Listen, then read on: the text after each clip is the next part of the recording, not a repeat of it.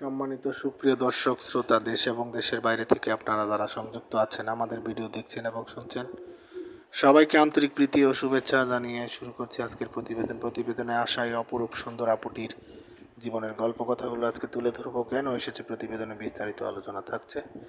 আপুটি দেখতে খুবই চমৎকার, ওনার গায়ের রং ফর্সা, উচ্চতাও ভালো আছে, পাসপোর্ট 3 ইঞ্চি লম্বা, স্বাস্থ্য ভালো, পড়াশোনা আপনার নবম শ্রেণী পাস।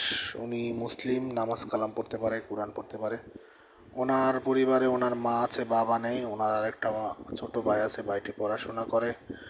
বর্তমানে উনি একটি মার্কেটের আপনার সুপার শপে সেলস অ্যাসিস্ট্যান্ট হিসেবে কাজ করতেছে।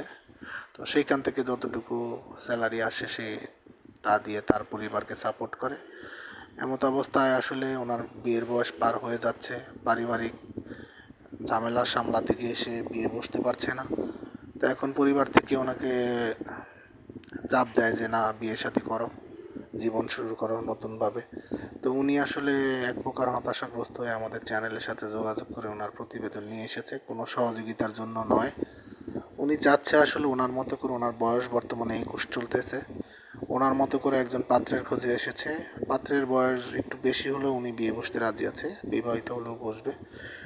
এখন ওনার সার্বিক পরিস্থিতি যদি জেনে কেউ জীবনসঙ্গী করতে চান, দেরি না করে স্ক্রিনে দেওয়া নাম্বারে ওনার সাথে কথা বলে ওনার নাম, ঠিকানা, ডিটেলস সব কিছু ওনার মুখ থেকে জেনে সম্পর্ক তৈরি করতে পারেন। আর আমাদের চ্যানেলের ভিডিও যারা নিয়মিত দেখছেন, সবার কাছে একটাই রিকোয়েস্ট, প্রত্যেকটি ভিডিওতে একটি করে লাইক, কমেন্ট এবং চ্যানেলটিকে সাবস্ক্রাইব করে রাখবেন। ভিডিওটি শেয়ার করে আমাদেরকে সাপোর্ট করবেন, পাশে থাকবেন, এই প্রত্যাশা নিয়ে আজকের মতো এখানে বিদায় নিচ্ছি।